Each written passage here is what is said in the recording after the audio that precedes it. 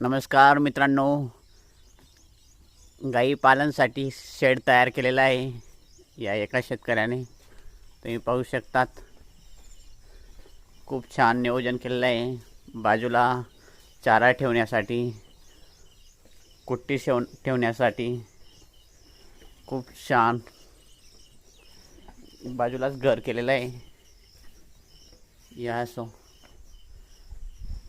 एक गाईचं मूत्र एका ठिकाणी जमा होण्यासाठी नाली केलेली आहे. तुम्ही पाहू शकता, छान गव्हाण केलेली आहे सिरमिटची.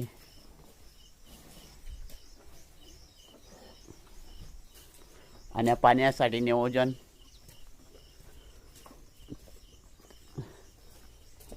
आणि नेपियर गवत,